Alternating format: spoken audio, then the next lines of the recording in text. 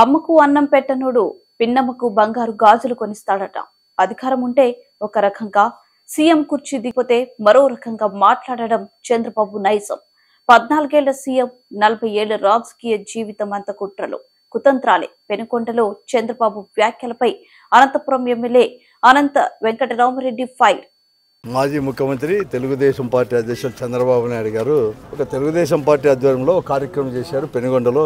ఈ ఉమ్మడి అనంతపురం జిల్లాలో కూడా పెనుగొండ దగ్గర ఆయన మాటలు తీరు చూస్తుంటే ఎట్లుందంటే, అమ్మకు అన్నం పెట్టలేడు పిన్నమ్మకు వచ్చేసి బంగారు గాజులు తొడిగిస్తాము చేపిస్తాం అన్నట్లుగా అతను అన్ని మాటలు తొడుతుంది.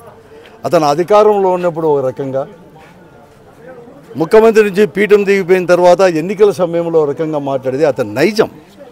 అతను ఈ రోజే కాదు, అతని రాజకీయ ఒరవడే అటువంటిగా కొనసాగుతూనే ఉంటుంది. పెద్ద పచ్చి అవకాశవాది. సంక్షేమం అందిస్తే శ్రీలంక అవుతుందంటాడు, ఎక్కడ కానీ సంక్షేమం అందించాడు.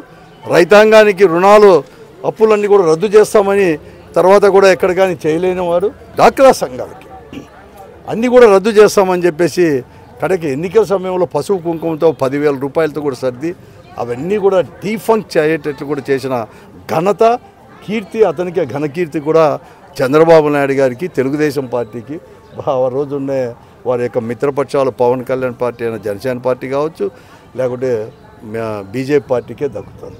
అసలు నేను ఇప్పుడు చెప్తానున్నాను, ముఖ్యమంత్రిగా నీకు 14 సంవత్సరాల అనుభవం ఉందని చెప్పుకుంటే నీవు, 40 సంవత్సరాల సుదీర్ఘ రాజకీయ జీవితం అని చెప్పుకుంటే నీవు, నీ కుట్రలు కుతంత్రాలతోనే రాజకీయ జీవితం అంతా కూడా గడిచిపోయింది 40-42 సంవత్సరాలు.